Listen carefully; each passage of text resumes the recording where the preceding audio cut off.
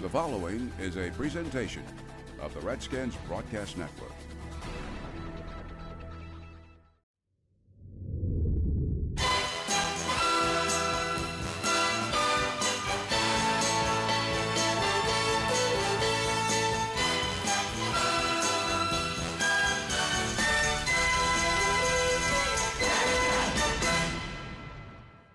Welcome to Redskins Chronicles.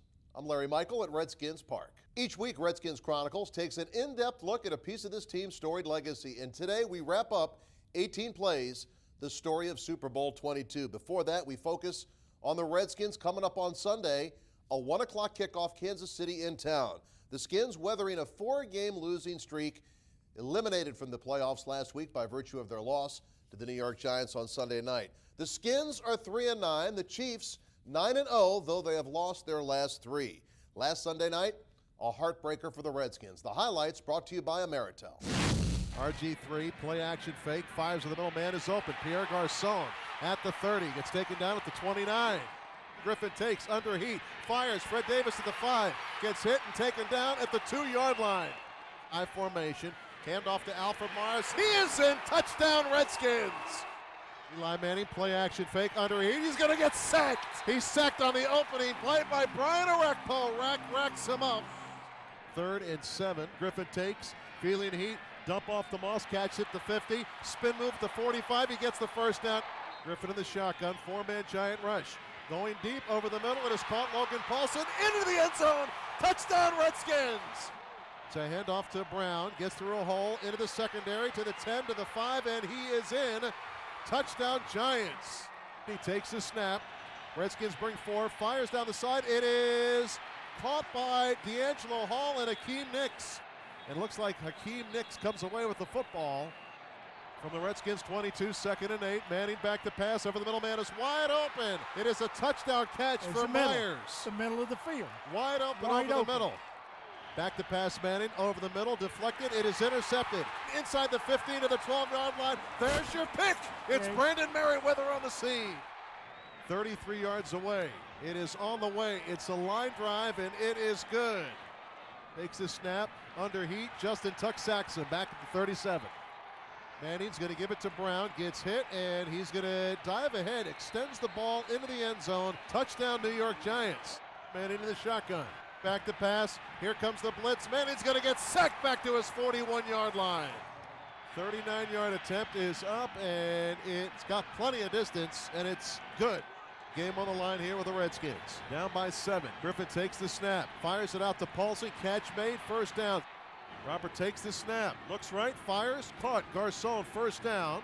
At the 4, no, the Giants steal it out of Garçon's hands, and the turnover by the Redskins should seal the deal tonight. Very disappointing night at FedExField for the Redskins.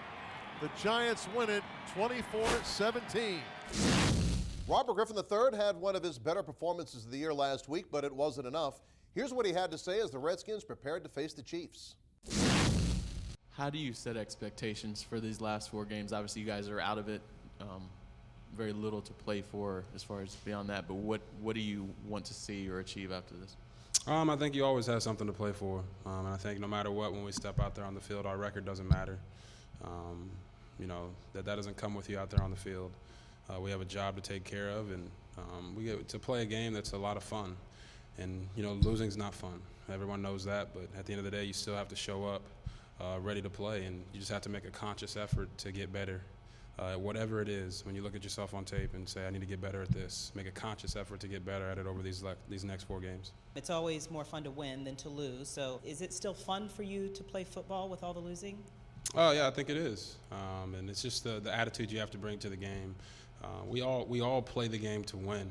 But when you're losing and not having the year that we wanted to have as an organization, as a team, it makes it tough. It makes it hard on those guys in the locker room. When you have to sit there and talk about, we know we're a better team than this, and we're not going out there and showing it. So that makes it a lot harder, but it's still a fun game. You still get to go out there and do something that you've done your whole life and have fun doing it. And I don't think people can see it from that perspective, but inside that locker room, you still have to look at it that way and still be able to smile when everybody wants you to have your head down and be frowning.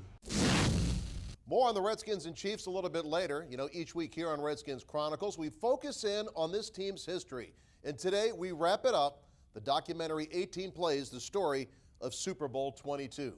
Welcome back to Redskins Chronicles. I'm Larry Michael at Redskins Park. It was a lot of fun working on 18 Plays, the story of Super Bowl XXII. Our thanks to all the former Redskins who participated. And we're going to pick it up now. Play 9 of 18, history in the making. I think this one incompletion, we really got away with murder here because, number one, this could have been an interception for 6 going the other way. You know, it right off his hand. I think he was so concerned about Ricky catching his football, he didn't realize that he had a chance. It was a high ball. I didn't get it down. Maybe I was trying to throw with a linebacker and just too high for Ricky. This is an inside route by Ricky that might have been one of our read routes where he can break 2 or 3 different directions. In that case, if it's zone, he would just set down.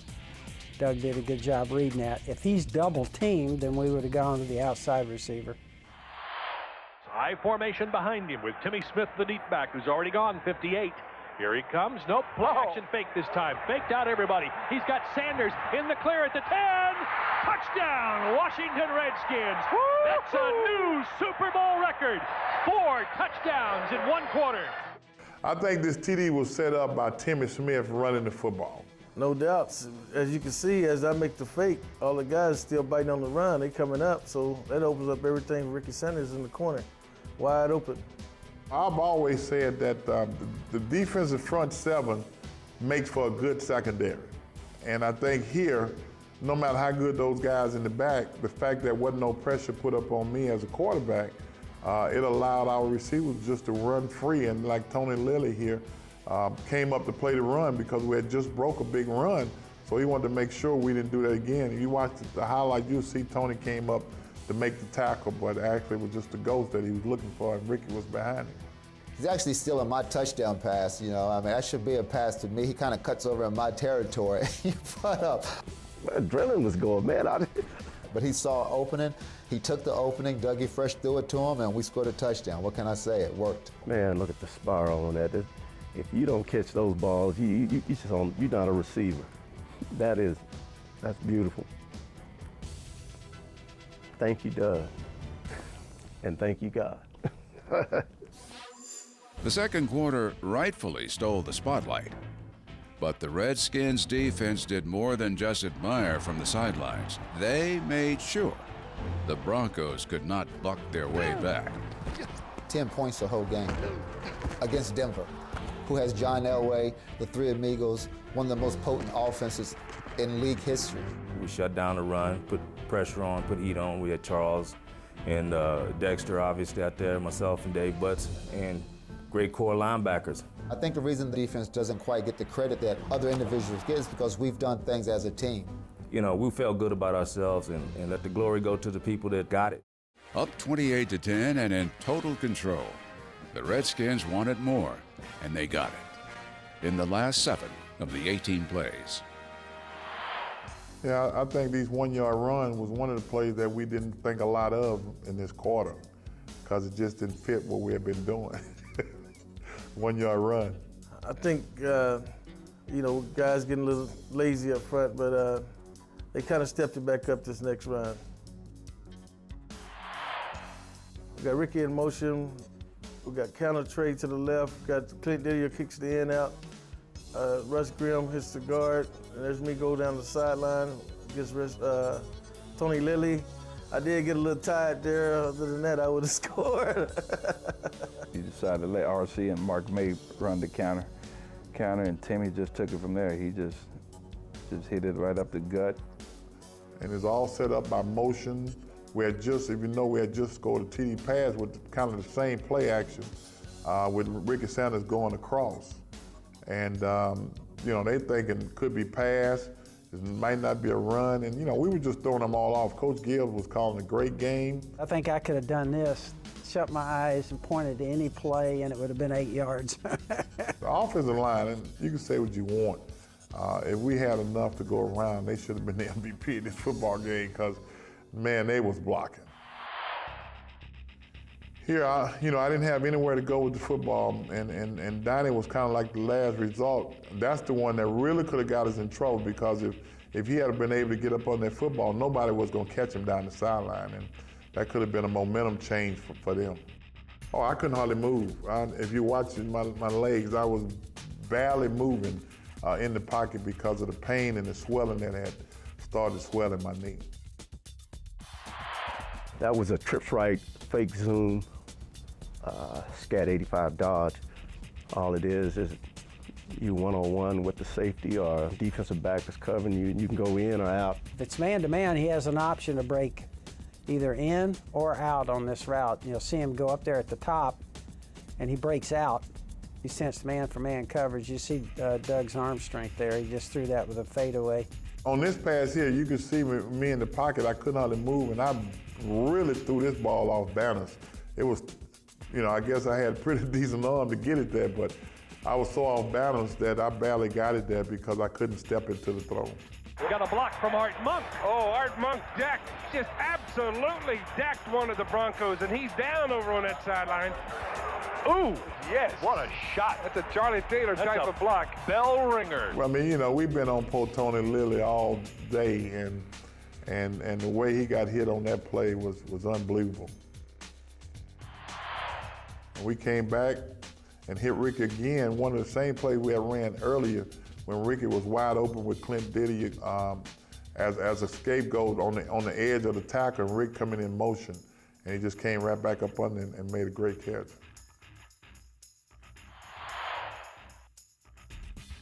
Kevin Bryant was not your power runner. That wasn't you weren't going to use him as a power runner, but he was a guy you wanted to get him on counter plays like here. He tried to get back outside, was unable to get outside because he didn't hit up inside. I think if he had hit up inside, he probably would have got 1 or 2 yards, wouldn't have gotten a lot on that play. Third down, 4 yards to go for the Redskins at the 8-yard line. Doug Williams is back. Lobs it into the end zone. He's got Didier. Touchdown, Washington Redskins. Holy cow, it's 34 points in this quarter. It's getting to be Didier time here. If you notice, Ricky went in fake motion, came back out, and found Clint one-on-one with the strong safety, Braxton. What we had here was 2 guys to work. The receiver's breaking out short, and Clint's going to the corner. In this case, you see them kind of bite on this out route by Ricky Sanders. You can see him. He actually broke back inside on that, and then we got Clint going to the corner behind it. And it's over. It's all over. 35 points. Never be done again. Oh no! At this point in time, we're the champs. At this point in time, it's over with. He'll go down on the knee, and that'll be it. The end of the first half. Redskins fans are ecstatic. Bronco fans are absolutely stunned. The Redskins up 35-10. 35 points, 18 plays. NFL history rewritten in 5 minutes and 47 seconds. The second half was a playbook contrast to the execution in the first. The offense went into clock-killing mode as the defense continued pounding and walling in with burgundy and gold kryptonite, a quarterback the press had nicknamed Superman. Let him be a player instead of just a quarterback. Timmy Smith's fourth quarter touchdown was simply icing.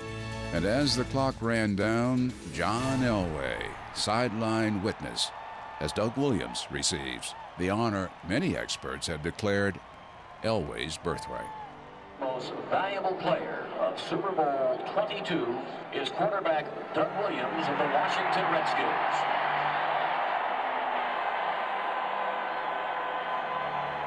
The year before, Williams waved off the field in defeat.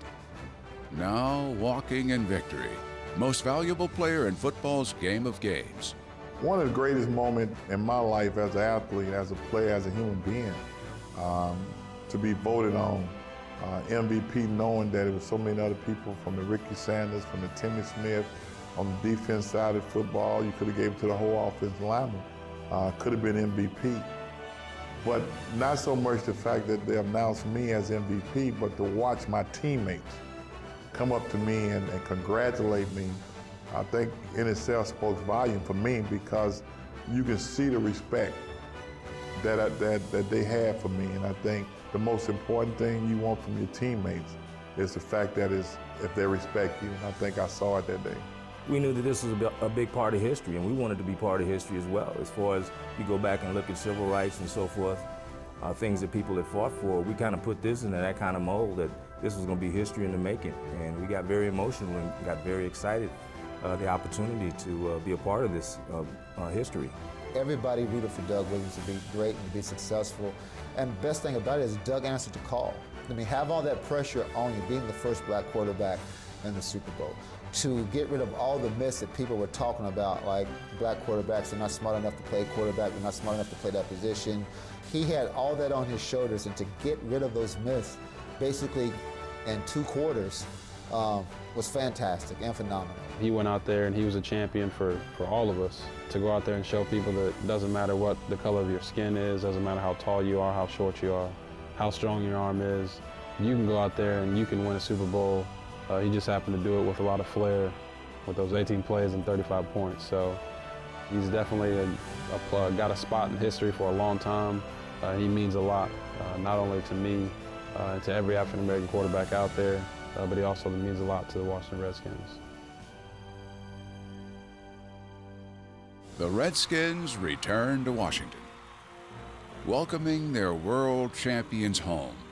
The passion, the gratitude, the spirit of these more than 500,000 fans.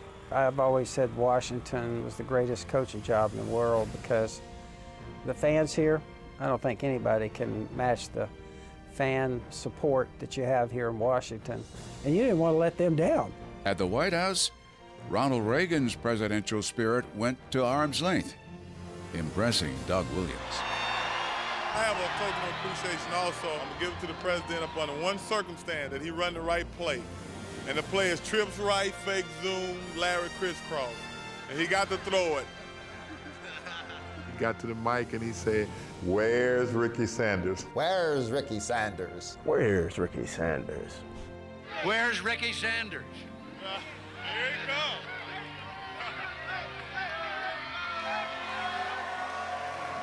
Looking like failure's cousin, the 1987 Washington Redskins grew into a family of greatness. They climbed football's highest summit, every smile a flag of victory. These Redskins, a testament to triumph, grit, guts. 18 plays. 18 plays. 18 plays. 18 plays. 35 points in 18 plays? That's pretty good. 18 plays. The typical drive you want to score 7 points is 12, but 18 plays, 35 points is almost unheard of. Well, it is unheard of, let's say it that way.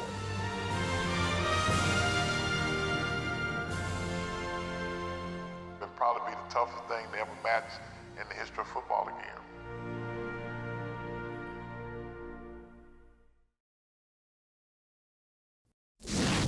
Welcome back to Redskins Chronicles. I'm Larry Michael at Redskins Park. Sunday, a 1 o'clock kickoff, the Redskins and Kansas City Chiefs. The Chiefs started the season 9-0 under their new head coach, Andy Reid. They win with a physical defense that forces a lot of turnovers and an error-free ground game. KC is #1 in turnover ratio in the NFL. Jamal Charles, an awesome running back. With 1,011 yards so far, he's #3 in the NFL, and he's got 9 touchdowns. The QB, the former Niner Alex Smith, seems right at home in KC. 16 touchdowns, just 6 interceptions so far this year. The Chiefs have lost 3 straight, 2 of those coming at the hands of Peyton Manning and the Denver Broncos. Last Sunday, Manning lit up the KC secondary, 5 touchdown passes, 4 of them to Eric Decker. KC has lost 3 straight but appear playoff bound. The Redskins have lost 4 straight and are looking to pull off an upset. We thank you so much for watching this edition of Redskins Chronicles. I'm Larry Michael at Redskins Park, and we'll see you right here next week.